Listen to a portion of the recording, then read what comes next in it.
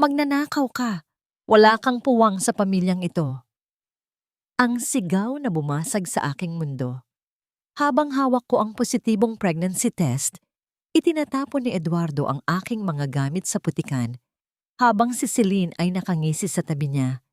Itinakwil ako ng lalaking pinangakuan ako ng langit dahil sa isang kasinungalingan. Ngunit sa bawat patak ng ulan, nanunumpa ako. Babangon ako, hindi bilang biktima, kundi bilang isang ina. Handa na ba ang tadhana sa aking pagbabalik, Eduardo? Itapon mo na ang basurang yan. Hindi natin kailangan ng magnanakaw sa pamilyang ito. Ang boses ni Doña Aurora ay parang talim ng balisong na humiwa sa katahimikan ng mansyon. Malamig, direkta, at walang bahid ng pag-aalinlangan. Opo, Ina. Tapos na kami. Wala na siyang puwang sa buhay ko at sa pamamahay na ito. Tugon ni Eduardo. Ang boses na dati ay nagbubulong ng mga pangako ng pag-ibig sa gabi ay tila naging yelo na bumalot sa puso ni Maribel. Sa loob ng kusina, nanginginig ang mga kamay ni Maribel habang hawak ang isang sandok. Maingat niyang tinitimplahan ang sinigang na hipon, ang paboritong ulam ni Eduardo. Kanina pa siya abala sa pag-ayos ng mesa para sa kanilang ika-5 anibersaryo. Sa bulsa ng kanyang apron, dahan-dahan niyang hinawakan ang isang maliit na puting stick, 2 guhit na kulay rosas, isang himala, isang buhay na nabubuo sa kanyang sinapupunan na balak. Sana niyang iregalo sa asawa ngayong gabi. Ngunit ang bawat salitang naririnig niya mula sa kabilang silid ay tila mga pako na ibinabaon sa kanyang pagkatao. Ang bango ng sampalok at sariwang gulay ay biglang naging malansa at nakasusuka sa kanyang pangamoy. Dahan-dahang nalaglag ang sandok mula sa kanyang kamay. Lumikha ito ng isang mahinang tunog sa sahig bago gumulong patungo sa dilim, gaya ng kanyang mundo na unti-unti nang gumuho. Hindi niya namalayan na nakatayo na pala siya sa pintuan ng sala. Doon, nakita niya si Eduardo na nakatayo sa tabi ng kanyang ina. Habang si Celine, ang babaeng laging nakabuntot sa pamilya nila, ay nakangising nakatingin sa kanya. Hawak ang isang bukas na alahas. Eduardo, ano ang ibig sabihin nito? Ang boses ni Maribel ay halos pabulong, galing sa isang lalamunang tuyot at tila may nakabara na bubog. Huwag ka nang magmaang-maangan, Maribel, sigaw ni Doña Aurora habang papalapit sa kanya. Nahanap namin ang kwintas sa ilalim ng unan mo. Isang diamanteng pag-aari ng pamilya Valdemor. Ninakaw mo para sa pamilya mong naghihirap sa probinsya. Hindi totoo yan. Eduardo, maniwala ka sa akin. Hindi ko kayang gawin yan. Lumingon si Maribel sa asawa, naghahanap ng kahit katiting na tiwala. Ngunit ang nakita niya ay isang pares ng mga matang puno ng pagkamuhi. Tama na ang pag-arte, Maribel. Nakakasuka ka. Malamig na sabi ni Eduardo. Lumapit siya at marahas na hinawakan ang braso ni Maribel. Kinaladkad siya patungo sa pinto. Ibinigay ko sa iyo ang lahat, ngunit basura pa rin pala ang pinili mong pagkatao. Sa isang iglap, naramdaman ni Maribel ang isang malakas na hapdi sa kanyang pisngi. Ang lakas ng sampal ni Eduardo ay nagdulot ng pag-ikot ng kanyang paningin. Hindi ang sakit ng pisngi ang nagpaiyak sa kanya, kundi ang pagkakita sa mga gamit niya na nakasilid sa mga plastik na itim na itinapon na sa labas ng gate sa gitna ng rumagasang ulan. Eduardo, pakinggan mo muna ako. May sasabihin ako sa'yo, ang anak natin. Pagsusumamo ni Maribel habang nakaluhod sa basang semento. Ang ulan ay humahalo sa kanyang mga luha, ano pat hindi na malaman kung alin ang mas malamig. Wala akong anak sa isang magnanakaw. Ang huling salitang binitiwan ni Eduardo bago malakas na isara ang dambuhalang pinto ng mansyon. Naiwan si Maribel na mag-isa sa dilim. Ang suot niyang bestida na pambahay ay basang-basa na. Dumidikit sa kanyang katawan na tila isang malamig na sapot. Naramdaman niya ang isang matalim na kirot sa kanyang puson. Dahan-dahan niyang niyakap ang kanyang tiyan. Ang kaisa-isang kayamanang natitira sa kanya ay ang buhay na hindi man lang binigyan ng pagkakataon ng sarili nitong ama. Bakit ang taong pinagkatiwalaan mo ng iyong buong buhay, siya rin ang kikitil sa iyong huling pag-asa? Paano haharapin ng isang inang sugatan ang bukas kung ang tanging dala niya ay ang mantsa ng isang kasalanang hindi niya ginawa at dalawang pintig ng pusong wala pang masisilungan?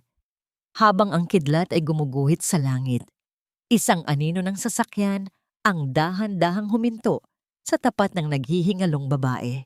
Ang bawat pag-ugong ng makina ng lumang bus ay tila isang malupit na paalala kay Maribel na sa bawat kilometrong lumilipas, unti-unti nang naglalaho ang tanging buhay na alam niya. Nakasandal ang kanyang noo sa malamig at nangangalawang na hamba ng bintana. Ang ulan sa labas ay hindi pa rin tumitigil. Ang mga patak nito ay mabilis na gumuguhit sa salamin, gaya ng mga luhang ayaw nang tumigil sa pag-agos mula sa kanyang mga mata. Sa loob ng kanyang bulsa, mahigpit niyang hinahawakan ang lukot na pregnancy test. Ito na lamang ang ebidensya na ang huling 5 taon ng kanyang buhay ay hindi isang masamang panaginip. Ngunit sa gitna ng ingay ng mga pasaherong nahihimbing at ang amoy ng usok at luma na upuan, pakiramdam ni Maribel ay isa na lamang siyang anino. Isang aninong itinakwil ng liwanag. Tila bumalik ang kanyang gunita sa mga gabi kung kailan ang mga kamay ni Eduardo ay banayad na humahaplos sa kanyang buhok. Hinding-hindi kita iiwan, Maribel. Ikaw ang tahanan ko. Bulong nito noon habang nakatingin sa kanyang mga mata na puno ng pangako. Ang mga alaalang yon ay tila mga buhay na uling na dumidikit sa kanyang balat, nakapapaso, masakit, at nag-iiwan ng malalim na pilat. Paano naging ganito kabilis ang pagbabago? Ang tahanang binuo nila ay naging isang kulungang puno ng puot sa loob lamang ng isang gabi. Nabalik lamang ang diwa ni Maribel nang tumigil ang bus sa isang madilim na kanto sa Pangasinan. Ang hangin dito ay kakaiba. May halong alat ng dagat at lansa ng isda. Ito ang dulo ng biyahe at para kay Maribel, ito rin ang dulo ng kanyang hininga bilang isang asawa ng bilyonaryo. Bawat hakbang niya pababa ng bus ay tila may libu-libong toneladang bigat. Ang kanyang mga paa ay nanginginig sa pagod at gutom, ngunit ang mas matinding hapdi ay nagmumula sa kanyang puson na tila binubigti ng takot. Naglakad siya sa dalampasigan. Ang kanyang mga tsinelas ay lumulubog sa basang buhangin. Ang tanging liwanag ay nagmumula sa isang maliit at lumang gasera sa tapat ng isang barong-barong na gawa sa nipa at kawayan. Hindi na kinaya ng kanyang katawan ang bigat ng kanyang dalahin. Ang kanyang paningin ay unti-unting nagdilim at ang huling narinig niya bago tuluyang mawalan ng malay ay ang marahang paghampas ng mga alon sa pampang at ang tinig ng isang matandang babae. Diyos ko! Eduardo, silipin mo rito! May babaeng bumagsak sa harap ng ating bakuran. Nang muling imulat ni Maribel ang kanyang mga mata, ang unang nakita niya ay ang kisame na gawa sa pinagtagpi-tagping nipa. Hindi ito ang dambuhalang chandelier ng mansyon ni Eduardo, ngunit may init dito na matagal na niyang hindi nararamdaman. Isang matandang babae na may malalalim na kulubot sa muka ang nakaupo sa tabi niya, dahan-dahang pinupunasan ng kanyang noo ng isang basang bimpo. Huwag kang matakot, iha. Ligtas ka rito sa bahay ni Aling Rosa. Mahinahon ang boses ng matanda, puno ng malasakit na tila isang haplos sa sugatang kaluluwa ni Maribel. Dahan-dahang kinuha ni Aling Rosa ang isang kumot. Ito ay luma na. May mga tahi sa gilid at medyo magaspang sa balat. Ngunit nang ibalot ito ng matanda sa nangangatog na katawan ni Maribel, naramdaman niya ang amoy ng tuyong damo at sikat ng araw. Ito ang init na ipinagkait sa kanya sa loob ng malamig at marangyang mansyon sa Manila. Sa ilalim ng kumot na yon, sa loob ng maliit na dampa na amoy dagat, doon lamang nagawang umiyak ni Maribel ng malakas. Isang iyak na hindi na kailangang itago. Isang iyak na naglalabas ng lahat ng dumi at sakit ng nakaraan. Salamat po. Salamat. Hikbi ni Maribel habang mahigpit na nakakapit sa laylayan ng kumot. Magpahinga ka na muna. Bukas, pag-uusapan natin kung paano ka magsisimula muli. Sabi ni Aling Rosa habang inaayos ang una na gawa sa busis. Ngunit sa labas ng dampa, sa kabila ng kadiliman ng bentaw, may isang lalaking nakatayo sa ilalim ng poste ng ilaw. Nakasuot ito ng kupasing kamiseta at nakatitig ng matagal sa bahay ni Aling Rosa. Ang kanyang mga mata ay hindi kakikitaan ng emosyon, ngunit ang kanyang pagtayo doon ay tila isang babala na ang katahimikang natagpuan ni Maribel ay pansamantala lamang. Sino ang estrangherong ito na tila naghihintay sa bawat pagkakamali ng tadhana? At hanggang kailan kayang protektahan ng isang lumang kumot ang isang inang pilit na bumabangon mula sa abo ng pagtataksil? Ang sikat ng araw ay pilit na sumisilip sa mga siwang ng dingding na kawayan, tila mga daliring ginto na humahaplos sa namumutlang mukha ni Maribel. Sa kanyang paggising, hindi ang malambot na kama o ang amoy ng mamahaling pabango ni Eduardo ang bumati sa kanya. Sa halip, ang hangin ay puno ng amoy ng tuyong dagat at ang ingay ng mga mangingisdang naghahanda ng kanilang mga bangka sa di kalayuan. Ang katahimikan dito ay hindi nakabibingi. Ito ay tila isang uyayi na nagpapakalma sa kanyang nagdurugong puso. Gising ka na pala, iha. Halika, uminom ka muna ng mainit na salabat para gumaan ang pakiramdam mo. Malambing na tawag ni Aling Rosa habang maingat na inilalapag ang isang basong gawa sa plastik sa tabi ni Maribel. Hindi nagtagal. Sa kabila ng panghihina, sinamahan ni Aling Rosa si Maribel patungo sa isang maliit at lumang trampa sa kanto.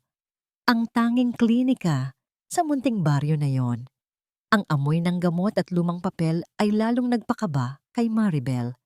Habang nakahiga siya sa isang matigas na kama at nararamdaman ang malamig na kamay ng matandang doktor sa kanyang tiyan, ang bawat segundo ay tila isang taon ng paghihintay. Maribel, kailangan mong maging matatag at kumain ng mabuti.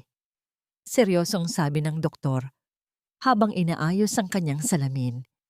Hindi lang isa, kundi 2 tibok ng puso ang naririnig ko.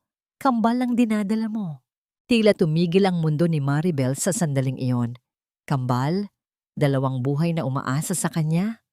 Ang takot na kanina lamang ay bumabalot sa kanyang pagkatao ay biglang napalitan ng isang kakaibang lakas. Isang apoy ang biglang nag-alab sa kanyang dibdib. Ang apoy ng pagiging isang ina. Hindi na siya ang mahinang babaeng umiiyak sa ilalim ng ulan. Siya na ngayon ang tanging proteksyon ng 2 anghel na wala pang malay sa lupit ng mundong ito. Kakayanin ko po, Dok. Kakayanin ko para sa kanila. Bulong ni Maribel, at sa unang pagkakataon, ang kanyang mga luha ay hindi na galing sa pait, kundi sa isang panunumpa. Pagbalik sa bahay ni Aling Rosa, kumuha si Maribel ng isang kinakalawang na gunting. Tumingin siya sa lumang salamin. Tinitigan ang kanyang mahaba at malasot lang buhok. Ang buhok na dati ay laging hinahangaan ni Eduardo. Sa isang mabilis na pagkilos, sinimulan niyang gupitin ito hanggang sa balikat. Ang bawat hibla ng buhok na nahuhulog sa sahig ay tila mga bahagi ng kanyang nakaraan na tuluyan na niyang binibitawan. Ang Maribel na prinsesa ay kailangang mamatay upang isilang ang isang Belen na palaban. Nagsimula siyang magtrabaho sa bentaw sa ilalim ng nakatirik na araw. Ang kanyang mga kamay na dati ay pinuputan lamang ng mamahaling alahas ay unti-unti nang nagkakaroon ng mga sugat mula sa magaspang na lambat. Ang bawat paghila niya sa mga tuyong isda, ang bawat pagtahi sa mga butas na net ay nag-iiwan ng bakas ng dugo sa kanyang mga daliri. Ngunit hindi siya dumadaing. Ang bawat hapdi ay tila isang paalala na siya ay buhay at ang buhay na ito ay hindi na para sa kanya lamang. Belen, tama na muna yan. Magpahinga ka muna. Baka mapaano ang mga bata. Pag-aalala ni Aling Rosa habang pinapanood ang babaeng punong-puno ng determinasyon. Ayos lang po ako, Aling Rosa. Mas masakit po ang gutom kaysa sa mga sugat na ito, sagot ni Maribel, habang pinupunasan ng pawis sa kanyang noo gamit ang likod ng kanyang kamay. Isang hapon, habang ang kulay ng langit ay unti-unti nang nagiging kahel, isang kartero ang huminto sa tapat ng bahay ni Aling Rosa. May hawak itong isang puting sobre, malinis at halatang galing sa lungsod. Ang bawat mata sa paligid ay nakatingin dahil bihira ang sulat na dumarating sa liblib na lugar na yon. Aling Rosa, may sulat po para sa inyo. Galing yata sa Manila, sabi ng kartero. Napatigil si Maribel sa kanyang ginagawa. Manila? Ang pangalan ng lungsod na yon ay tila isang sumpa sa kanyang pandinig.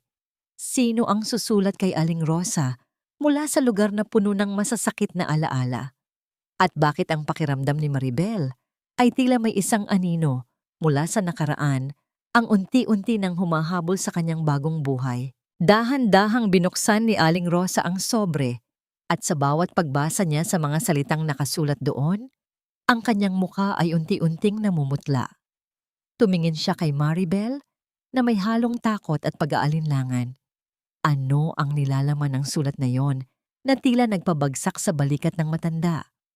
At paano kung ang lihim na pilit itinatago ni Maribel ay hindi lamang ang buhay sa kanyang sinapupunan, kundi ang katotohanang may mga taong hindi pa tapos sa paghahasik ng dilim sa kanyang buhay? Lumipas ang 5 taon na tila isang mahaba at maburol na kalsada.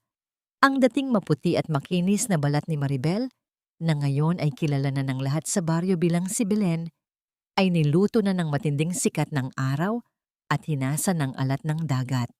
Ang kanyang mga kamay ay hindi na nanginginig. Bawat kalyo sa kanyang palad ay isang medalya ng kanyang pakikipagsapalaran sa hirap. Ngunit sa likod ng kanyang mga pagod na mata, may isang ningning na hindi kayang patayin ng anumang bagyo.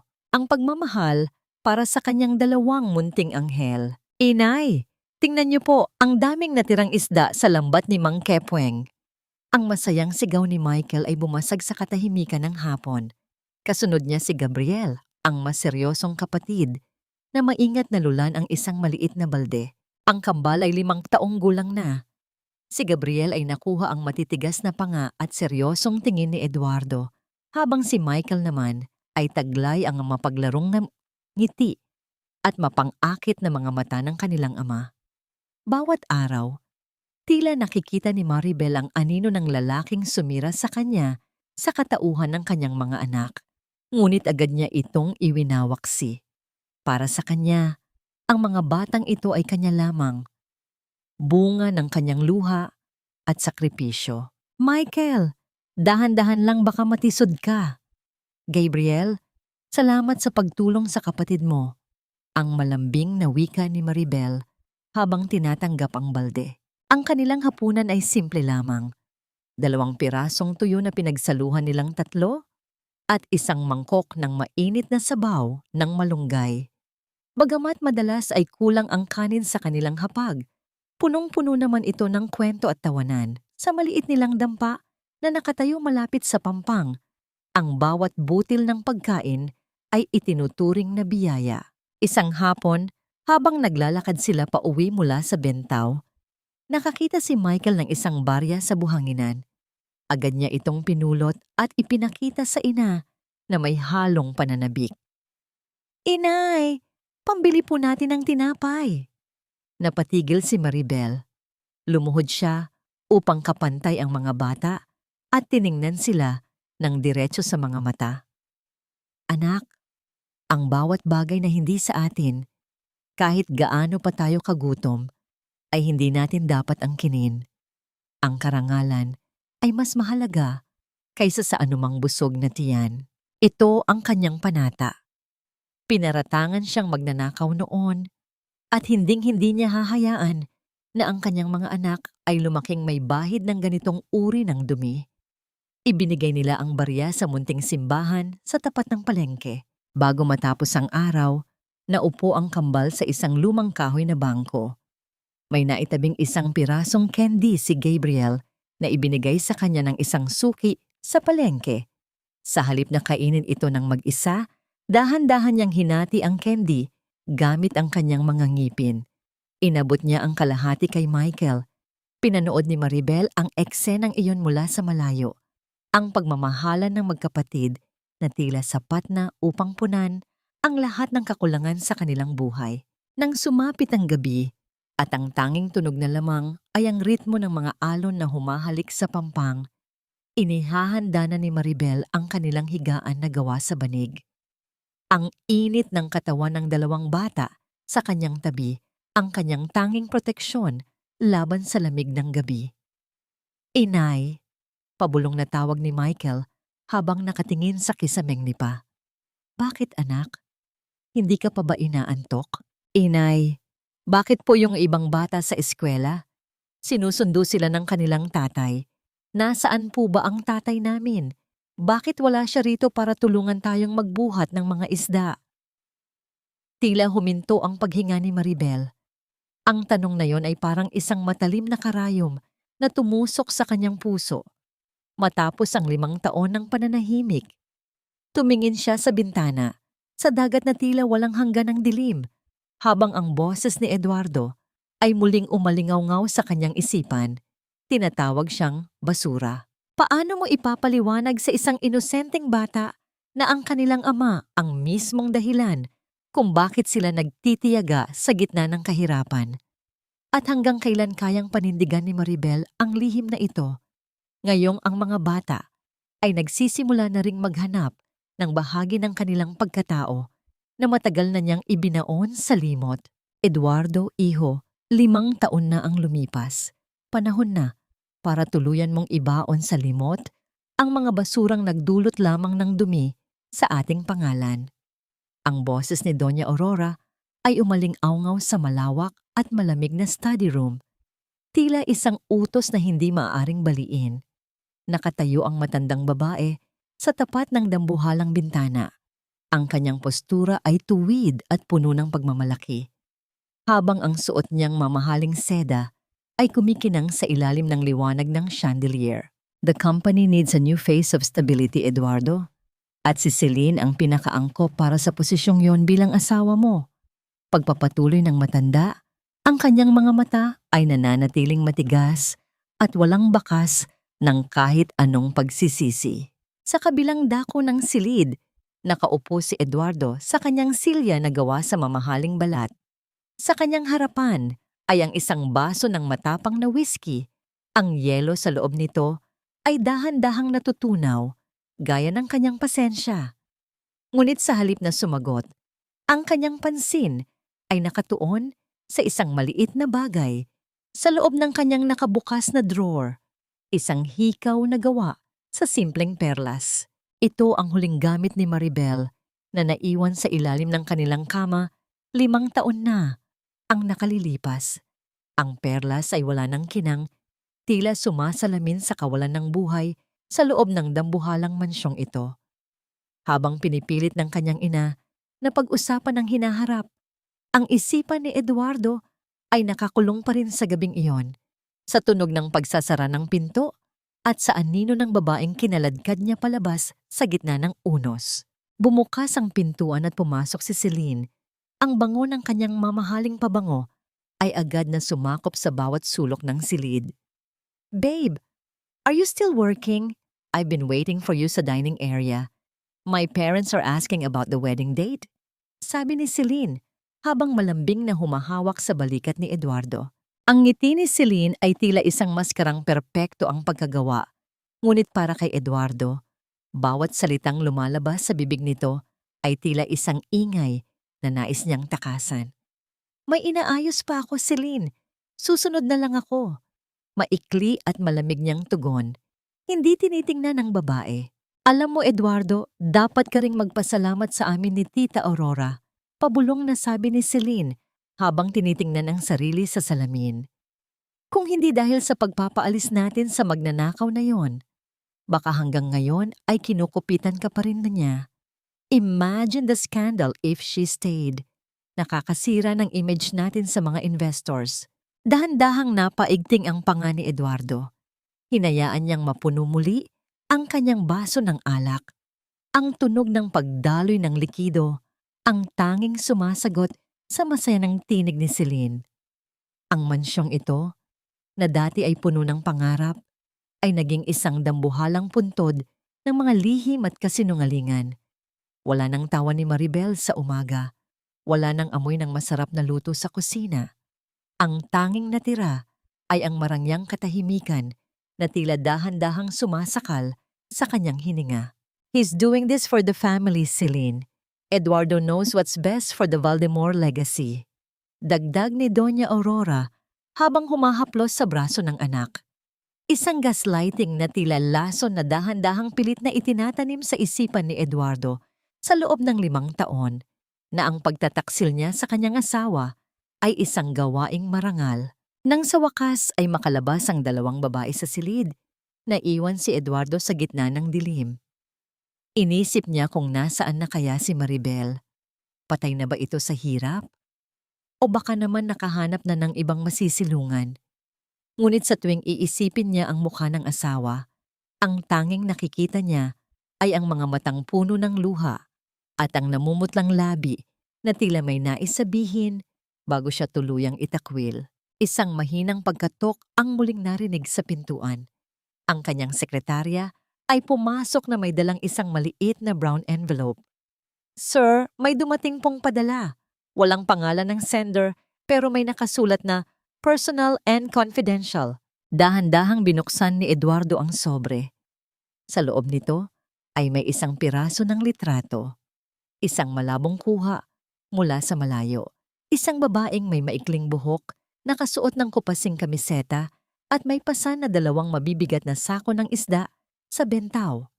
Sa tabi niya, may 2 maliliit na bata na nakahawak sa kanyang laylayan. Ang baso ng whiskey sa kamay ni Eduardo ay dahan-dahang dumulas at nalaglag sa makapal na alpombra. Hindi lumikha ng tunog ngunit ang alak ay kumalat na tila isang madilim na mantsa. Ang kanyang puso ay biglang tumibok ng napakabilis. Isang kaba na hindi niya maipaliwanag ang gumapang sa kanyang buong katawan. Sino ang babaeng ito na tila may pamilyar na anino sa kanyang bawat galaw? At sino ang 2 batang kasama niya na may mga matang tila tinititigan siya mula sa kabilang panig ng litrato? "Eduardo, help me. You can't let them take me to jail. Wala akong kasalanan. Set up lang ito ng mga kalaban natin sa negosyo." Ang boses ni Celine ay matinis at puno ng desperasyon habang nakakapit siya sa rehas ng detention cell.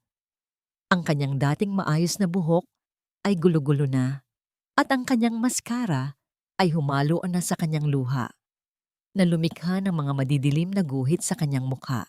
Nakatayo lang si Eduardo sa labas ng rehas. Ang kanyang mga kamay ay nakasiksik sa bulsa ng kanyang coat. Ang kanyang mukha ay tila gawa sa bato. Walang emosyon, walang habag. "Binigyan kita ng lahat, Celine. Posisyon, yaman at pangalan. Pero hindi mo lang niloko ang kumpanya, niloko mo rin ako. Babe, please, I did everything for us. Para maging malinis ang record mo. Para wala nang sagabal sa atin." Sigaw ni Celine. Ang kanyang boses ay nanginginig sa takot. Sagabal? Unti-unting lumapit si Eduardo sa rehas. Ang kanyang mga mata ay naniningkit. Gaya ng ginawa mo kay Maribel 5 taon na ang nakalilipas. Sabihin mo ang totoo, Celine. Bago ko tuluyang iwan ang kasong ito sa mga abogado, gusto kong marinig mula sa bibig mo. Tumawa ng mapait si Celine, isang tawang puno ng lason at inggit. O baka naman gusto mong marinig ang totoo dahil hindi mo kayang tanggapin na ikaw mismo ang pumatay sa kaligayahan mo? Oo, Eduardo. Ako ang naglagay ng kwintas sa unan niya. At ang nanay mo, alam niya ang lahat. Tuwang-tuwa pa nga si Tita Aurora dahil sa wakas, mawawala na ang basura sa mansyong ito. Tila gumuho ang kisame ng presinto sa ibabaw ni Eduardo. Ang bawat salita ni Celine ay tila mga bala na tumatagos sa kanyang dibdib. Ang gabing iyon, ang ulan, ang sampal, ang pagmamakaawa ni Maribel, Lahat ng iyon ay muling naglaro sa kanyang isipan na tila isang pelikulang puno ng dugo. Ang babaeng pinangakuan niyang poprotektahan ay siya mismong sinira niya dahil sa isang kasinungalingang napakababaw. Iniwan ni Eduardo ang nagwawalang si Celine at mabilis na nagmaneho pauwi sa mansyon. Ang bawat pag-apak niya sa silindro ng sasakyan ay tila pagtakas sa sarili niyang konsensya. Pagdating niya, nadatnan niya si Doña Aurora na mahinahong umiinom ng tsaa sa hardin. Tila walang anumang nangyaring bagyo sa kanilang pamilya. Ina, paano mo nagawa ito? Ang boses ni Eduardo ay mababa, ngunit puno ng naglalagablab na galit. Ipinakita niya ang litratong natanggap niya, ang babaeng mukhang si Maribel, sa bentaw. Alam mong wala siyang kasalanan. Alam mong setup lang ang lahat, pero hinayaan mo akong itaboy ang asawa ko. Ibinaba ni Doña Aurora ang kanyang tasa nang walang ingay. Tumingin siya sa anak na may halong panghahamak. Ginawa ko lang ang nararapat para sa ating pangalan, Eduardo. Maribel was a weakling. She was an eyesore to our family legacy. Mas mabuti nang wala siya rito kaysa dunggisan niya ang ating reputasyon ng kanyang pagiging probinsyana. She deserved it for being too ambitious. Legacy? Reputasyon? Sa isang marahas na pagkilos, pumasok si Eduardo sa loob at kinuha ang dambuhalang kwintas na diamante mula sa vault ng pamilya, ang mismong alahas na ginamit upang idiwit si Maribel. Lumabas siya sa hardin at sa harap ng kanyang ina, malakas niyang itinapon ang kwintas sa semento at dinurog ito gamit ang isang malaking bato mula sa landscaping. Ang tunog ng pagkabasag ng mga diamante at ang pagkayupi ng ginto ay tila musika ng paghihiganti sa pandinig ni Eduardo. Wala na ang kwintas na ito, ina. At wala na rin ang anak mo. Mula sa araw na ito, hindi mo na ako makikita sa mansyong ito hanggat hindi ko na ibabalik ang babaeng ninakawan ninyo ng dangal. Eduardo, bumalik ka rito. Huwag mong ipagpalit ang yaman mo sa isang hamak na mangingisda. Ang sigaw ni Doña Aurora ay bumasag sa katahimikan ng gabi, ngunit hindi na lumingon si Eduardo. Sumakay siya sa kanyang sasakyan. Ang kanyang mga kamay ay nanginginig habang hawak ang manibela. Ang kanyang puso ay puno ng isang pangako na tila isang sumpa. Hahanapin niya si Maribel. Hahanapin niya ang babaeng pilit niyang kinalimutan, ngunit hinding-hindi pala nawala sa kanyang sistema. Ngunit habang binabagtas niya ang daan patungo sa hilaga, isang tanong ang patuloy na bumabagabag sa kanya. Sa loob ng 5 taon ng paghihirap, may puwang pa kaya ang patawad sa pusong wala nang natira, kundi ang alat ng luha at dagat? Wala kaming kilalang Maribel dito, iho. At kung meron man, sigurado akong hindi niya gustong makita ang isang katulad mo na amoy pera, pero walang dalang kapayapaan. Ang mga salita ng isang matandang mangingisda ay parang isang sampal sa mukha ni Eduardo. Nakatayo siya sa gitna ng isang maingay at mabahong palengke ng isda sa isang liblib na bayan sa Pangasinan. Ang kanyang mamahaling polo shirt ay basang-basa na ng pawis at may mga mantsa na ng dumi. Malayo sa malinis at plansadong hitsura niya sa Makati. Ilang linggo na siyang nagpapalipat-lipat sa mga baybay ng Hilaga. Ang bawat bentaw na pinupuntahan niya ay tila isang maze ng mga mukhang puno ng hirap. Ngunit wala doon ang mukhang hinahanap niya. Ang kanyang mga paa na sanay sa malambot na alpombra ay sugat-sugat na at namamanhid sa paglalakad sa magaspang na semento at mainit na buhangin.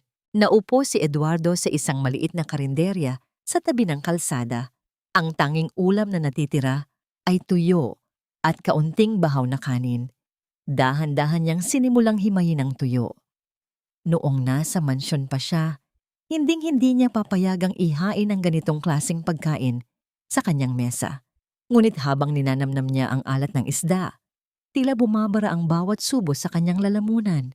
Naalala niya ang litrato, ang mga sako ng isda sa balikat ni Maribel.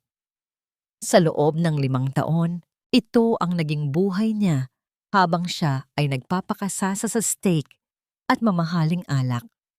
Ang bawat butil ng asin sa kanyang dila ay tila mga luhang hindi niya nailuwal sa loob ng mahabang panahon. Nakaladkad ang kanyang gunita sa huling gabi nila ni Maribel. Maniwala ka sa akin, Eduardo. Ang pabulong na pagsusumamo nito na binaliwala niya. Ngayon, ang bawat hapdi ng kanyang sugat sa paa at ang init ng araw sa kanyang balat ay tila isang maliit na bahagi lamang ng parusang nararapat sa kanya. Ang katahimikan ng paligid ay binabasag lamang ng ingay ng mga langaw at ang mahinang usapan ng mga tao, ngunit sa loob ng kanyang ulo, ang sigaw ni Maribel ay hindi humihinto. "Sir, baka gusto niyo pong uminom ng tubig?" Isang batang lalaki ang lumapit sa kanya. May dalang baso ng tubig na may yelo. Tumingin si Eduardo sa bata at tila tumigil ang pagtibok ng kanyang puso. Ang bata ay may suot na kupasing t-shirt na may butas sa balikat, ngunit ang kanyang mga mata, ang mga mata na tila may lalim ng dagat at ningning ng bituin, ay napakapamilyar. Ito ang mga matang tinitigan niya sa salamin tuwing umaga, noong bata pa siya. Ito ang mga matang nakita niya sa malabong litrato. "Bata, ano ang pangalan mo?" Ang boses ni Eduardo ay nanginginig, tila natatakot na ang sagot ng bata ay isang panaginip lamang.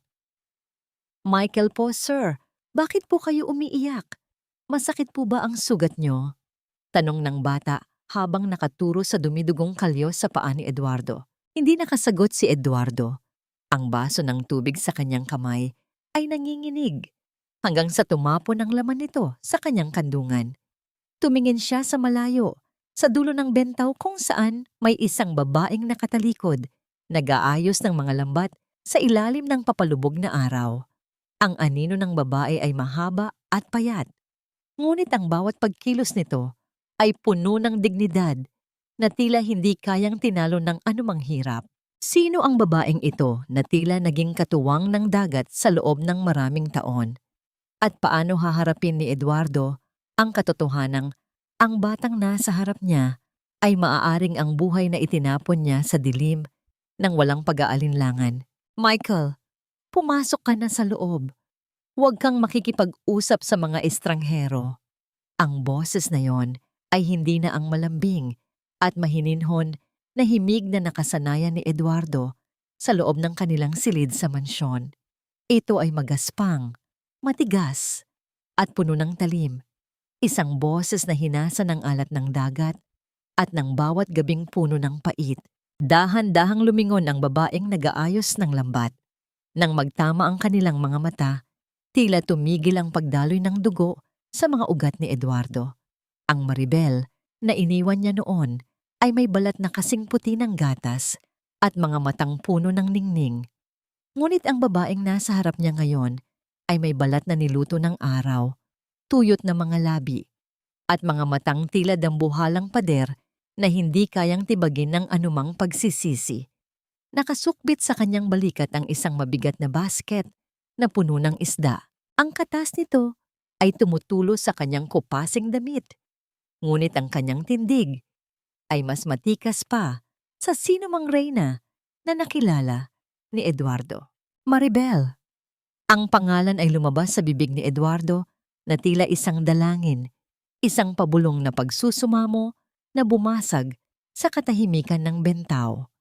Ang kanyang mga tuhod, na dati ay matatag sa harap ng mga dambuhalang board meeting, ay dahan-dahang nanghina hanggang sa mapaluhod siya sa magaspang na semento sa gitna ng mga kaliskis ng isda at putik. Hindi kumurap si Maribel.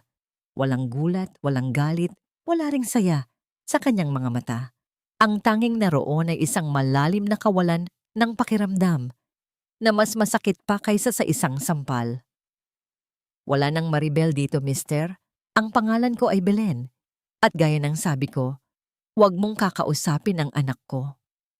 "Anak natin?" Ang boses ni Eduardo ay nanginginig. Ang kanyang lalamunan ay tila punong-puno ng bubog habang tinitingnan si Michael na ngayon ay nakatago na sa likod ni Maribel. Isang mapait na ngiti ang gumuhit sa mga labi ni Maribel. Dahan-dahan niyang ibinaba ang mabigat na basket sa semento. Ang tunog ng pagbagsak nito ay tila pagtatapos ng anumang ugnayan na mayroon sila. Anak ko sila, Eduardo. Noong gabing itaboy mo ako sa gitna ng ulan, noong gabing mas pinili mong maniwala sa kasinungalingan kaysa sa akin, doon pa lang ay pinatay mo na ang anumang karapatan mo sa kanila. Wala silang ama. Matagal na silang ulila. Naramdaman ni Eduardo ang isang matinding hapdi sa kanyang dibdib.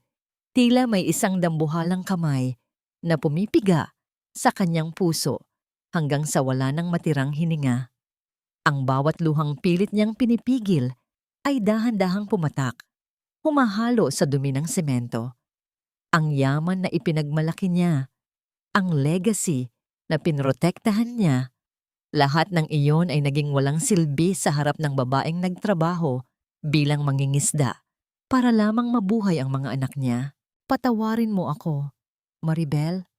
Please, alam ko na ang totoo. Si Celine, si Ina, niloko nila tayo. Pagsusumamo ni Eduardo, ang kanyang noo ay halos humalik na sa semento. Nakalimutan mo na ba, Eduardo? Ang boses ni Maribel ay nanatiling kalmado, isang kalmadong mas nakakatakot kaysa sa bagyo. Hindi ka nila niloko, mas pinili mong magpaloko dahil mas mahalaga sa iyo ang iyong pangalan kaysa sa akin. Kaya huwag kang luluhod sa harap ko na tila ikaw ang biktima. Bago pa makapagsalita muli si Eduardo, isa pang bata ang lumabas mula sa likod ng tumpok ng mga lambat. Ito ay si Gabriel. Mas matangkad ito ng kaunti kay Michael, at ang kanyang tingin ay kasing talim ng isang mangingisdang handang humarap sa malalaking alon. Humantong siya sa tabi ng kanyang ina at hinawakan ng kamay nito. Ang kanyang maliit na katawan ay tila isang kalasaglaban sa lalaking nakaluhod. Inay, sino po siya? Bakit niya kayo pinapaiyak? Ang tanong ni Gabriel ay tila isang huling hantungan para kay Eduardo. Ang bata ay tinitigan siya, hindi bilang isang ama, kundi bilang isang panganib. Paano mo tatanggapin ang katotohanan sa mata ng iyong sariling dugo? Ikaw ay isa lamang estrangherong nagdala ng sakit. At hanggang kailan kayang tiisin ni Eduardo ang lamig ng pagtanggi ni Maribel, bago niya mapagtantong may mga sugat na sadyang hindi na kayang hilumin ng kahit anong dami ng ginto.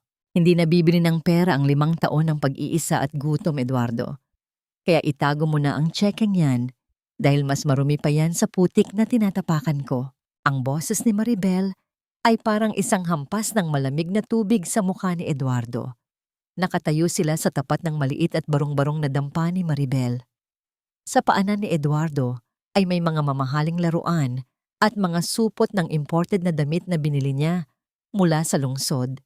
Umaasang ang mga ito ay magsisilbing tulay patungo sa puso ng kanyang mga anak. Ngunit sa paningin ni Maribel, ang mga regalong yon ay tila mga insultong nakabalot sa makintab na papel. Dahan-dahang binitawan ni Maribel ang timba ng tubig na gamit niya sa paglilinis ng mga isda. Ang tunog ng pagtama ng plastik sa lupang basa ay tila isang tuldok. Sa usapang hindi pa man nagsisimula, ay tapos na. Tumingin siya kay Eduardo. Sa lalaking suot ang isang sapatos na ang halaga ay sapat na sanang pambili ng gamot. Noong dinala ng matinding lagnat si Michael 3 taon na ang nakalilipas. Maribel, please, gusto ko lang bumawi. Gusto kong makuha ng mga bata ang buhay na nararapat para sa kanila. Pagsusumamo ni Eduardo, ang kanyang boses ay nanginginig sa desperasyon. Hindi nila kailangang lumaki sa ganitong hirap. May mansyon tayo, may mga katulong. Mansyon? Para saan? Para makulong sila sa isang lugar na puno ng mapanghusgang tao? Putol ni Maribel. Ang kanyang mga mata ay naglalagablab sa galit na matagal niyang kinimkim. Eduardo, naranasan mo na bang uminom ng tubig na may asukal dahil wala kang pambili ng gatas?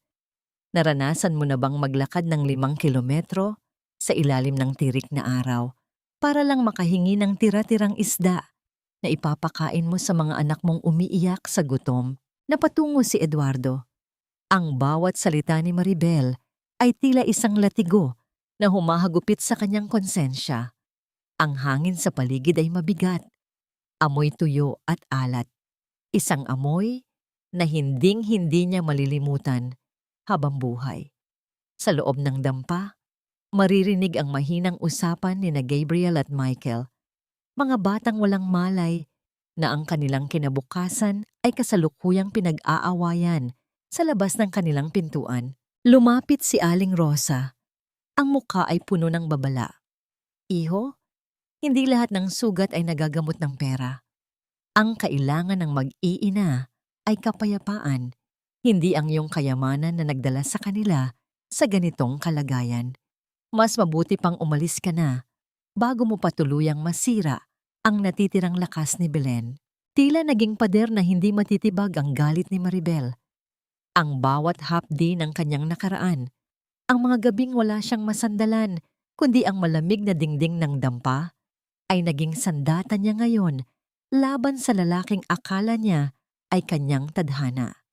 Sa puntong ito, hindi na pag-ibig ang nararamdaman niya, kundi isang matinding paniningil sa bawat luhang inubos niya sa dalampasigan. Umalis ka na, Eduardo. Dalhin mo ang mga laruang yan at ang yaman mo. Hindi namin kailangan ng isang amang sumulpot lang kung kailan tapos na ang bagyo. Ang huling hirit ni Maribel, bago tuluyang tumalikod at pumasok sa loob, isinasara ang pinto na gawa sa pinagtagpi-tagping kahoy. Naiwan si Eduardo sa gitna ng initan, mag-isa sa tapat ng pinto na tila kasing tibay ng bakal. Ngunit sa gitna ng kanyang pagluhod, biglang tumunog ang kanyang cellphone sa bulsa. Isang tawag mula sa kanyang assistant sa Manila. Sir Eduardo, kailangan niyo pong bumalik agad. Ang board of directors, tinatanggal na nila kayo sa posisyon. Si Doña Aurora, ibinigay niya ang lahat ng shares niyo kay Celine bilang pambayad sala sa iskandalo. Wala na po kayong kumpanyang babalikan. Ang balitang yon ay tila isang huling hantungan. Ang kapangyarihang tanging sandata niya upang makuha muli ang kanyang pamilya ay biglang naglaho na tila bula. Sa isang iglap, naging kapareho na siya ni Maribel. Isang taong wala ng kahit ano, kundi ang kanyang sariling pangalan. Paano ipaglalaban ni Eduardo ang isang pag-ibig kung ang tanging bagay na akala niya ay makakatulong sa kanya ay siya ring tinalikuran ng sarili niyang dugo?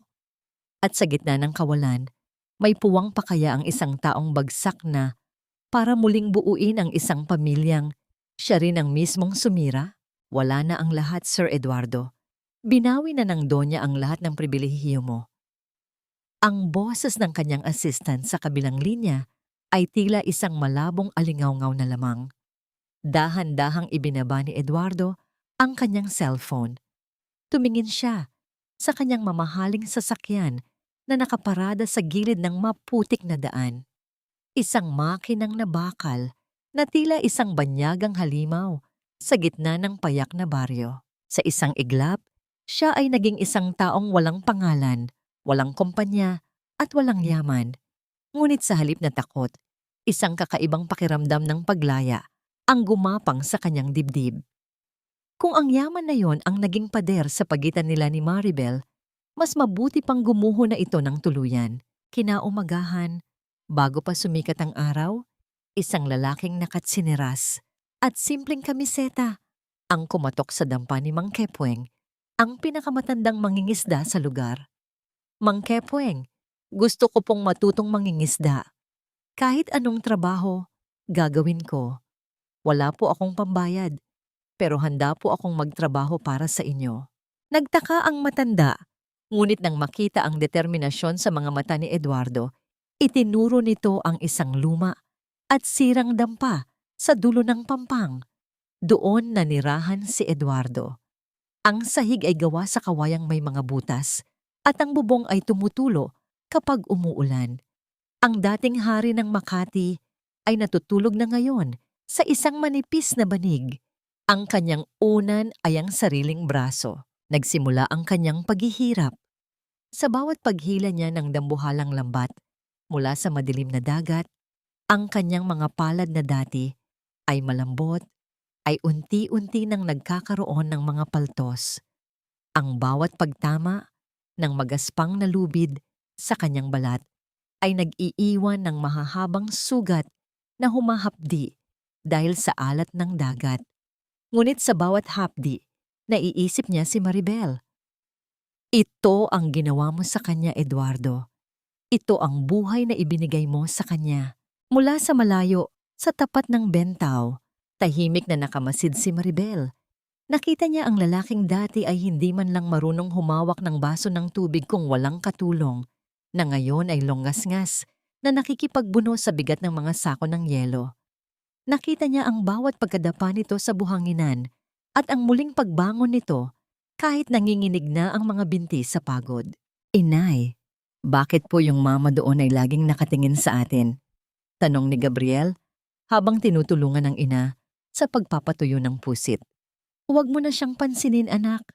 Magtrabaho na tayo. Sagot ni Maribel. Ngunit ang kanyang puso ay tila isang yelo na dahan-dahang nadadarang sa init. Hindi niya inaasahan na tatagal si Eduardo. Inakala niya na sa loob ng isang araw ay susuko na ito at babalik sa kanyang marangyang buhay. Isang hapon, sa tapat ng kanyang maliit na dampa, sinubukan ni Eduardo na magluto ng sariling pagkain. Dahil wala siyang kalan, gumamit siya ng mga tuyong kahoy at bato upang makagawa ng apoy. Ang usok ay patuloy na pumupunta sa kanyang mga mata, dahilan upang lumuha siya ng hindi sinasadya.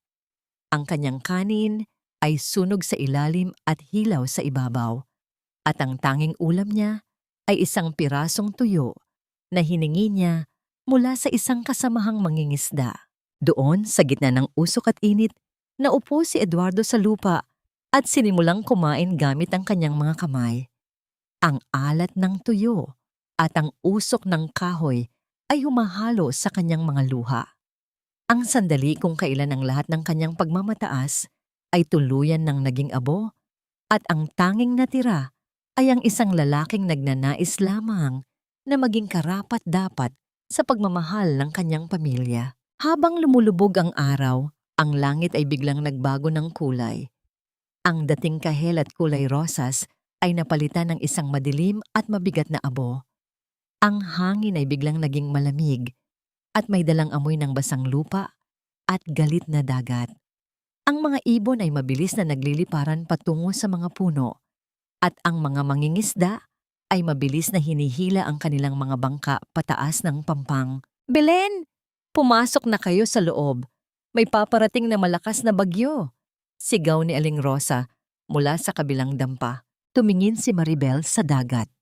Ang mga alon ay unti-unti nang lumalaki, bumubula at tila may nais lamunin. Ang katahimikan ng paligid ay nakakabingi, isang katahimikang nagbabadya ng isang dambuhalang sakuna. Lumingon si Maribel sa dampa ni Eduardo, na gawa lamang sa marupok na kawayan at nipa. Sa gitna ng paparating na unos, sapat na kaya ang pader ng galit upang protektahan ang kanyang puso o ang panganib na darating ang pilit na magbubukas sa mga pintong matagal na niyang ipininid. Ang bawat hiyaw ng hangin ay tila isang dambuhalang kamay na pilit binabaklas ang mga tagpi-tagping nipa sa bubong ng bahay ni Aling Rosa. Ang ulan ay hindi na lamang patak, kundi mga tila matatalim na karayom na humahagupit sa bawat balat na madikitan nito. Sa loob ng dampa, magkayakap sina Maribel, Gabriel at Michael sa isang sulok, habang ang bawat pagyanig ng lupa at ang dagundong ng nagngangalit na dagat ay nagpapatindi sa kilabot sa kanilang mga puso. "Inay, natatakot po ako."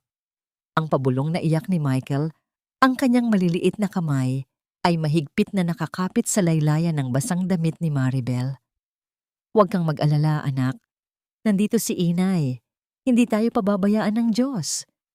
Ang pilit na matatag na sagot ni Maribel, bagamat ang kanyang sariling katawan ay nanginginig sa lamig at kaba. Ngunit sa isang iglap, isang nakapanghihilakbot na tunog ng nababali at nabibiyak na kahoy ang umaling-awngaw sa loob ng maliit na silid. Ang pangunahing haligi ng dampa na matagal nang inaanay at pinahina ng panahon ay tuluyan ng bumigay sa bigat ng hangin. Sa gitna ng dilim, bumagsak ang bahagi ng bubong at isang dambuhalang piraso ng kahoy ang diretsong tumama sa kinalalagyan ni Gabriel. Gabriel! Ang sigaw ni Maribel ay bumasag sa ingay ng unos. Nakita niya ang kanyang anak na naipit ang binti sa ilalim ng mabigat na haligi. Sinubukan niyang buhatin ang kahoy. Ginamit niya ang lahat ng kanyang lakas hanggang sa mamula ang kanyang mga braso at lumabas ang mga ugat sa kanyang leeg. Ngunit ang bigat nito ay hindi kayang talunin ng isang inang hapo na sa hirap. Biglang bumukas ang pintong gawa sa kawayan. Isang anino ang mabilis na pumasok mula sa gitna ng rumagasang ulan. Si Eduardo. Ang kanyang muka ay puno ng putik, ang kanyang kamiseta ay punit-punit na, at ang kanyang mga mata ay naniningkit sa paghahanap sa kanyang mag-ina. Maribel! Ang bata! Ang sigaw ni Eduardo. Hindi na siya nag-atubili. Lumuhod siya sa putikan at isiniksik ang kanyang balikat sa ilalim ng bumagsak na haligi. Ang kanyang mga kalamnan ay tila puputok na sa tindi ng puwersa. Ang bawat ugat sa kanyang noo ay tila mga buhay na linyang nagpapakita ng kanyang sakripisyo. Ilabas mo siya, Maribel, ngayon na! Ang utos ni Eduardo, ang kanyang boses ay nanginginig sa bigat na kanyang pinapasan. Dali-daling hinila ni Maribel si Gabriel mula sa pagkakaipit. Sa bawat segundong lumilipas, naririnig ang tunog ng buto at laman ni Eduardo na tila nadudurog sa ilalim ng dambuhalang kahoy upang magsilbing proteksyon sa kanyang anak. Nang masigurong ligtas na ang bata sa kabilang sulok, doon lamang binitawan ni Eduardo ang pasanin. Ang haligi ay bumagsak sa sahig na lumikha ng malakas na yanig. Ngunit si Eduardo ay hindi na nakagalaw.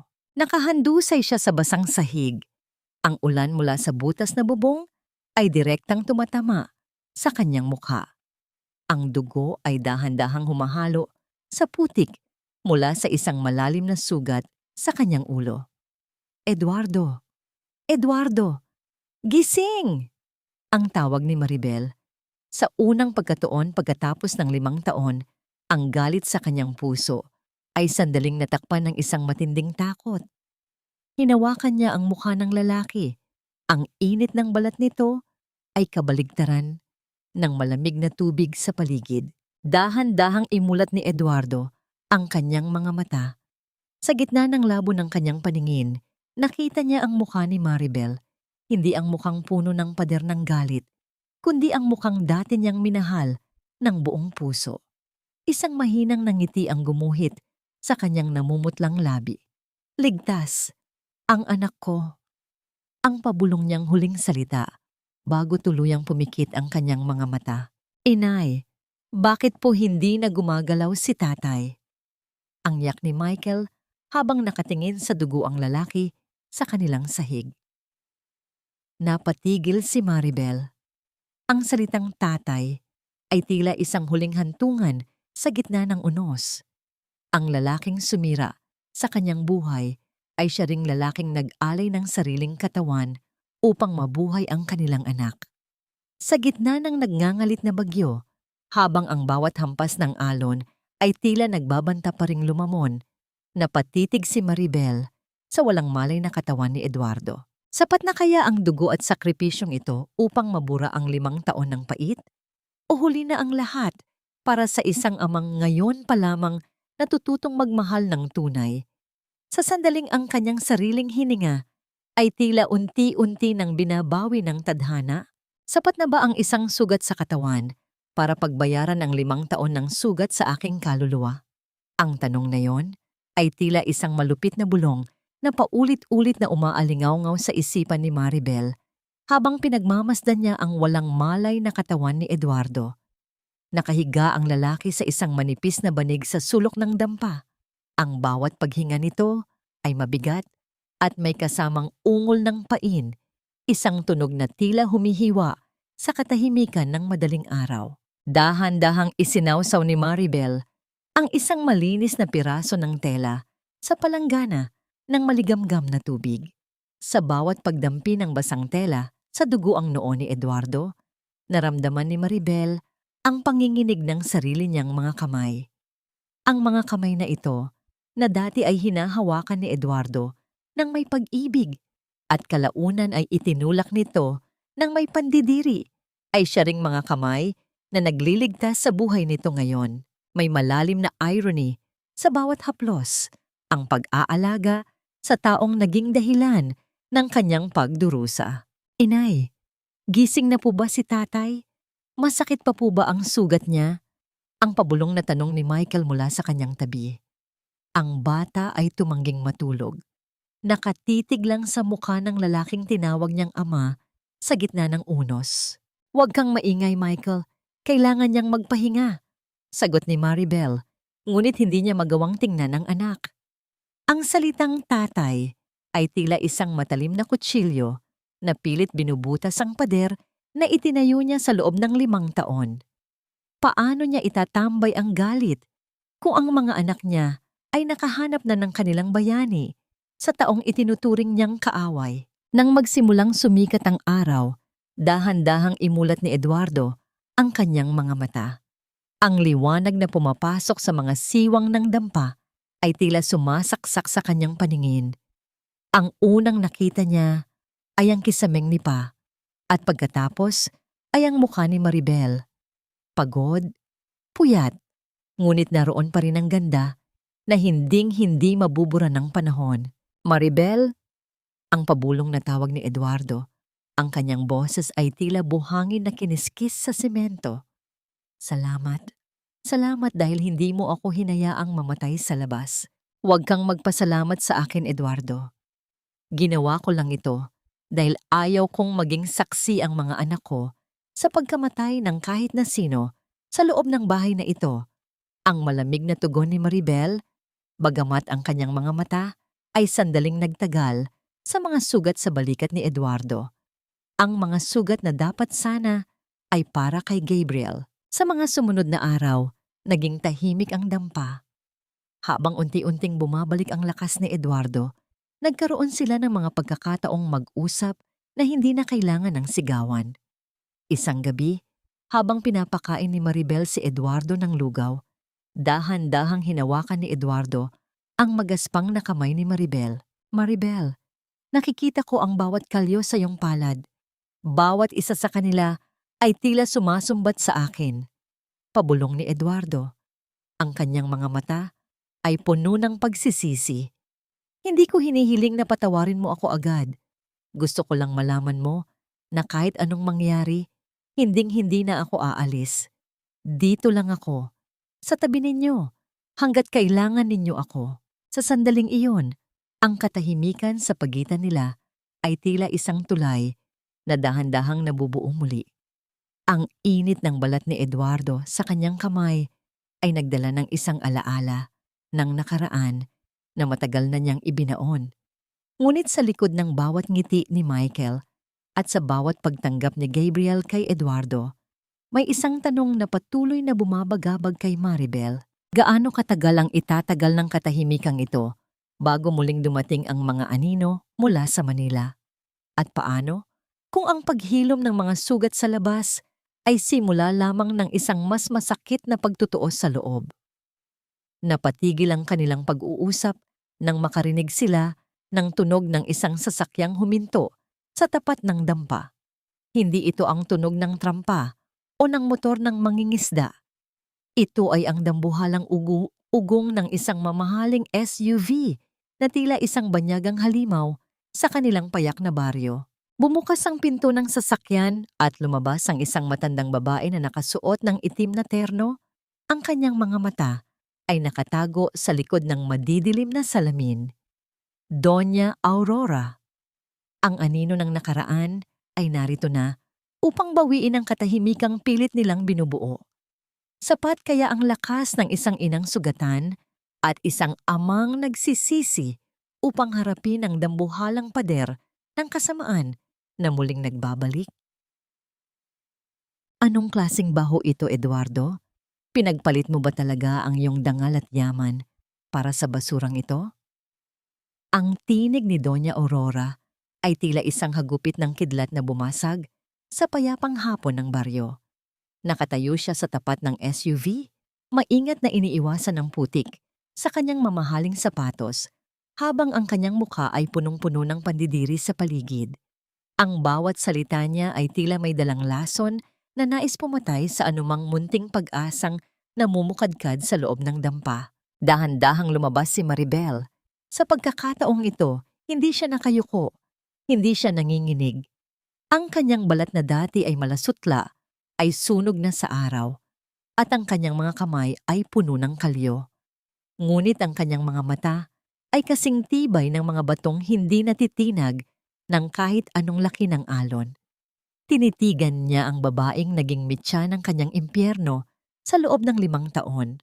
Ang tinatawag ninyong basurang lugar na ito, Doña Aurora, ay ang lugar na nagbigay sa akin ng dangal na ninakaw ninyo sa Manila. Ang mahinahon, ngunit mariing sagot ni Maribel. Ang bawat salita niya ay tila isang tumpak na pana na tumama sa dibdib ng matandang babae. Lumabas din si Eduardo mula sa dampa, dahan-dahang naglalakad dahil sa iniindang sugat.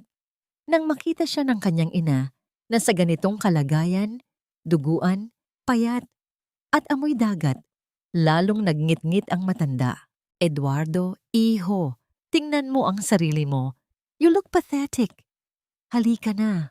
Iwanan mo na ang babaeng ito at ang kanyang mga anak na hindi natin alam kung kanino galing. Tama na, ina. Ang sigaw ni Eduardo ay nagpatigil sa bawat ingay sa bentaw. Ang kanyang boses ay puno ng pait at determinasyon. Huwag mong lalaitin ang pamilya ko. Kung ang tingin mo sa lugar na ito ay mabaho, mas mabaho ang mansyong iniwan ko dahil puno ito ng iyong mga kasinungalingan. Eduardo, napakawalang galang mo. Pinalaki kita para maging tagapagmana, hindi para maging alipin ng isang hamak na mangingisda. Sigaw ni Doña Aurora, ang kanyang mukha ay namumula na sa galit. Tinaas niya ang kanyang kamay upang sampalin si Eduardo, ngunit bago pa ito lumapat, isang kamay ang mabilis na humarang. Kamay ni Maribel. Mahigpit ang hawak niya sa braso ng Donya. Ang kanyang mga kalyo ay naramdaman ng matanda sa kanyang balat. Huwag ninyong susubukan na saktan ang lalaking pilit na bumabawi sa kanyang mga pagkakamali. Hindi na ako ang Maribel na kaya ninyong tapakan. Ako si Belen, at sa lugar na ito, ang batas ay ang katotohanan. Binitawan ni Maribel ang braso ng matanda at kumuha ng isang basong tubig mula sa loob. Uminom po kayo, Doña Aurora. Mukhang tuyot na ang inyong puso sa tindi ng inyong galit. Pagkatapos niyan, umalis na kayo. Wala kayong puwang sa aming tahimik na buhay. Ang sandali, kung kailan ang dating biktima ay nagpakita ng mas mataas na antas ng pagkatao kaysa sa nangapi sa kanya, ay nag-iwan kay Doña Aurora na walang maisagot.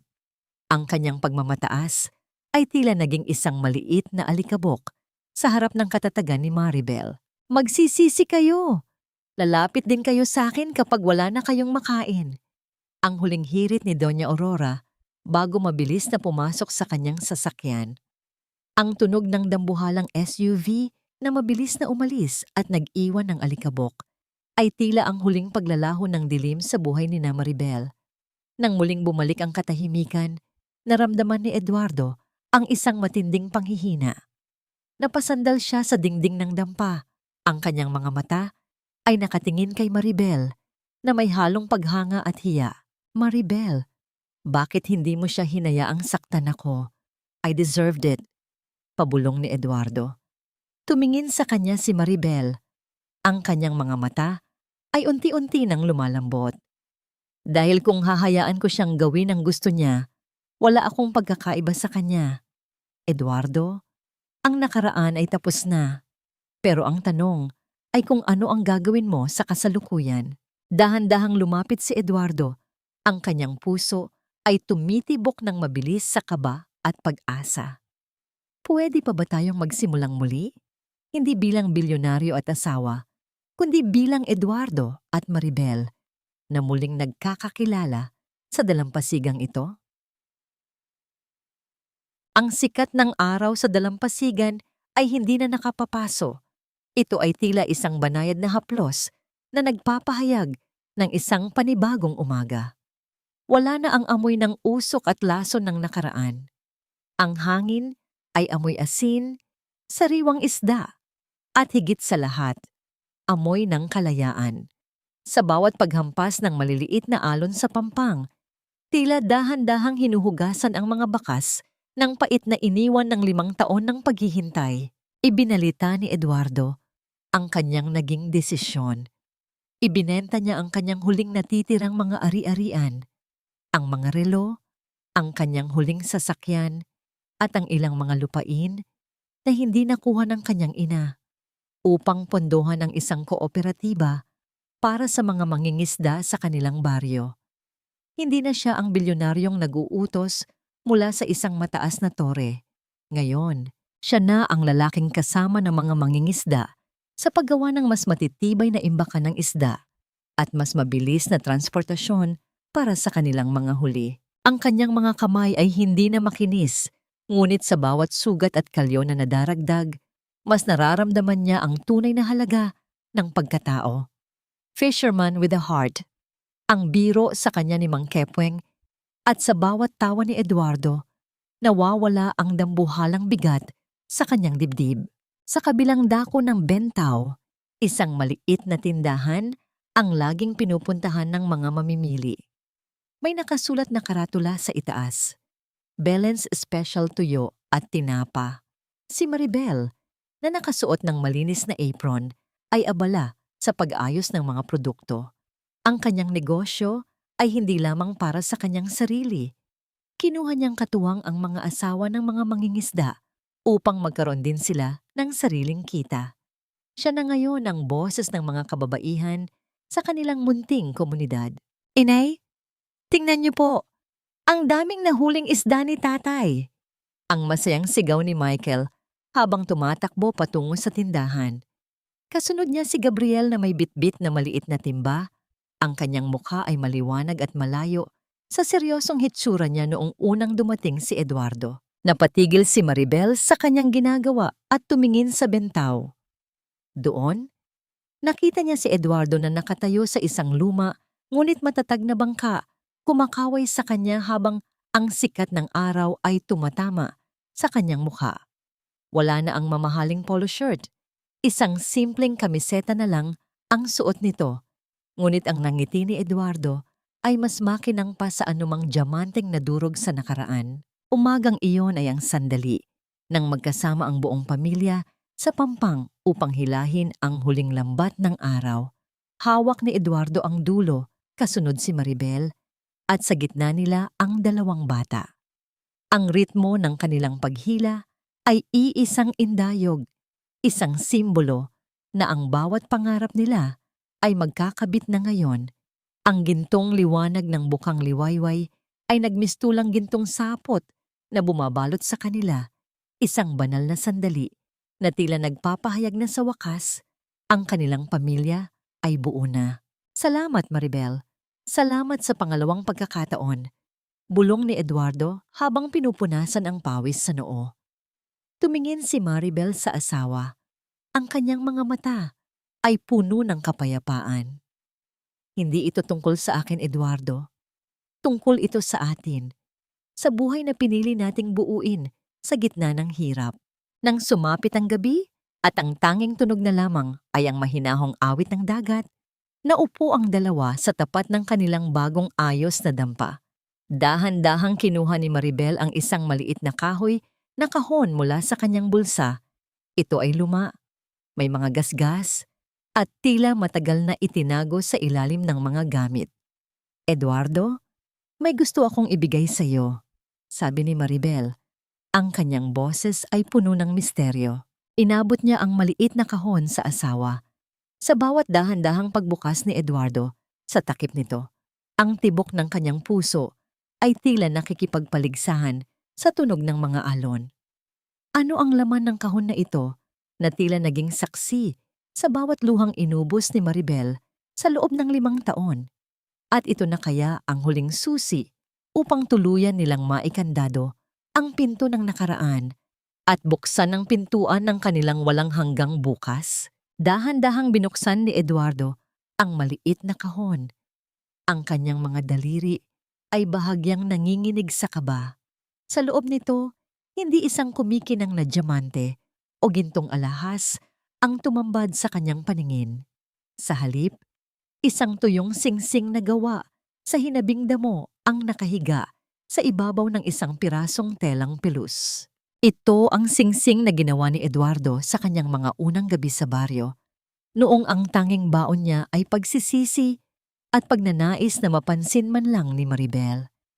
Inakala niyang itinapon na ito ni Maribel nung iniwan niya ito sa tapat ng pinto.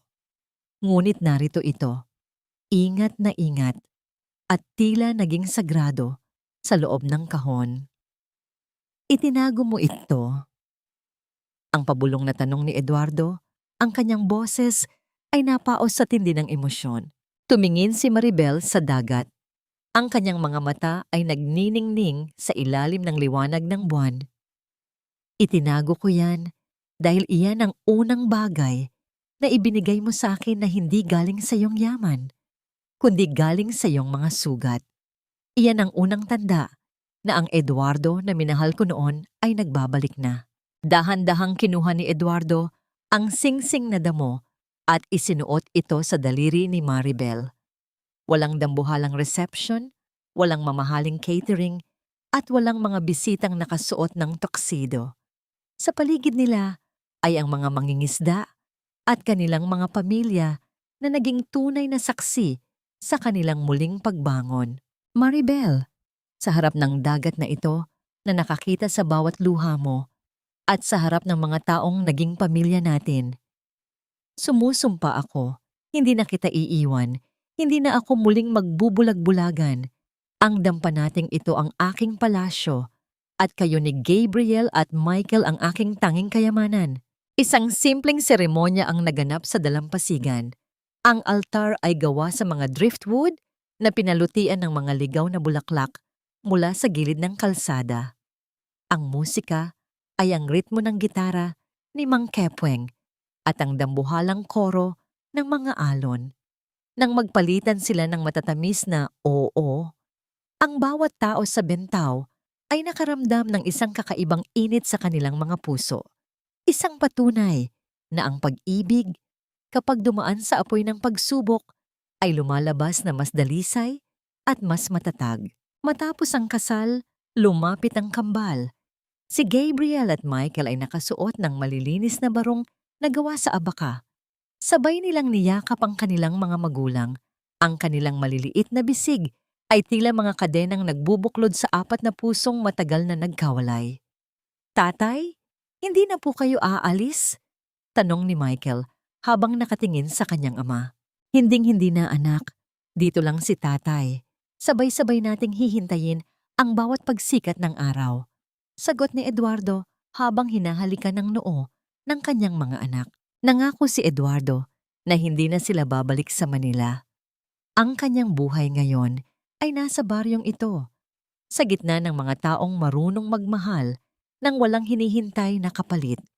Ang mansyong Valdemor ay nanatiling malamig at bakante, isang dambuhalang puntod ng isang nakaraang hindi na nila nais balikan. Pinili nila ang payak na kaligayahan, ang amoy ng sinangag sa umaga, ang pagod pagkatapos ng isang araw na pangingisda, at ang katahimikan ng gabi na wala ng kasamang takot. Habang ang buwan ay dahan-dahang nagtatago sa likod ng mga ulap, ang pamilya ay naglakad pabalik sa kanilang dampa. Ang kanilang mga yapak sa buhanginan ay dahan-dahang binubura ng tubig, tila sinasabing ang lahat ng sakit ng nakaraan ay tuluyan na ring inanod ng dagat. Ang tanging natira ay ang pangako ng bukas. Isang bukas na puno ng pag-asa, patawad, at isang pag-ibig na kasing lalim at kasing lawak ng karagatan. Ang bawat bituin sa langit ay tila mga munting sulo na nagbabantay sa kanilang pagtulog. Sa dulo ng dalampasigan, ang buhay ay nagsisimula pa lamang muli. Lumipas ang ilang taon na tila isang banayad na agos ng tubig sa pampang. Sa dalampasigan ng Pangasinan, hindi lamang ang mga alon ang nagbago. Ang bawat buhay na minsang nawasak ay dahan-dahan nang nabuong muli sa ilalim ng init ng araw at pagmamahal. Ang kooperatiba ng mga mangingisda na itinayo ni Eduardo ay naging simbolo ng pag-asa sa buong baryo. Wala na ang mga mapagsamantalang middleman. Ang bawat mangingisda ay nakatatanggap na ng sapat na kita para sa kanilang mga pamilya. Si Eduardo, na dati ay hindi marunong humawak ng lambat, ay isa na sa mga iginagalang na pinuno sa Bentao.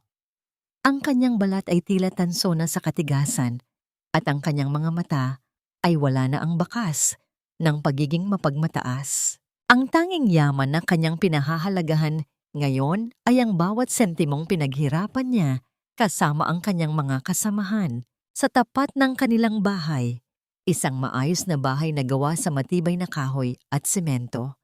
Ngunit nananatiling payak, nakaupo si Maribel sa isang tumba-tumba. Pinapanood niya ang kanyang mga anak. Sina Gabriel at Michael ay binatilyo na. Matatatangkad at may mga balikat na kasing lawak ng kanilang ama. Sila ay lumaking may takot sa Diyos at may malalim na pagpapahalaga sa bawat butil ng kanin sa kanilang hapag. Si Gabriel ay nagnanais na maging isang doktor para sa mga mahihirap, habang si Michael ay gustong ipagpatuloy ang nasimulan ng kanyang ama sa kooperatiba. Isang hapon, habang ang langit ay napipinturahan ng kulay lila at kahel, dumating ang isang balita mula sa lungsod.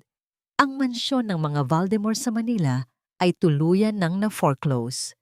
Si Doña Aurora ay nakatira na lamang sa isang maliit na apartment, mag-isa at walang sino mang nais dumalaw. Si Selena naman ay nananatili pa rin sa loob ng rehas, binubuno ang parusa sa kanyang mga kasalanan. Nang marinig ito ni Eduardo, tumingin lamang siya kay Maribel. Walang bakas ng saya sa paghihiganti sa kanyang muka. "Inay, pupuntahan po ba natin si Lola?" tanong ni Gabriel. Tumingin si Eduardo kay Maribel, humihingi ng sagot. Hinawakan ni Maribel ang kamay ng asawa. Ang pagpatawad ay hindi nangangahulugang kailangang ibalik ang lahat sa dati. Pero ang pagpatawad ay ang pagpapalaya sa ating mga puso mula sa tanikalaan ng puot. Magpapadala tayo ng tulong sa kanya bawat buwan, sapat para sa kanyang pangangailangan, ngunit ang ating tahanan ay mananatili rito. Ito ang huling hantungan ng kanilang kwento. Ang kapayapaan ay hindi natagpuan sa mga diamante o sa malalawak na lupain, kundi sa isang maliit na baryo kung saan ang bawat tao ay kilala ang iyong pangalan at ang bawat hapunan ay puno ng pasasalamat. Habang naglalakad ang mag-asawa sa dalampasigan, magkahawak kamay sa ilalim ng mga bituin, naramdaman nila ang kaisa-isang katotohanan. Ang tunay na himala ay hindi ang pag-iwas sa unos, kundi ang pagkakaroon ng lakas na sumayaw sa gitna ng ulan at ang tapang na muling magtiwala pagkatapos ng bawat pagkakasala. Ang dagat ay patuloy na aawit, ang araw ay patuloy na sisikat, at ang kanilang pag-ibig, isang pag-ibig na dumaan sa apoy at alat, ay mananatiling kasing tibay ng mga batong hindi kailanman matitibag.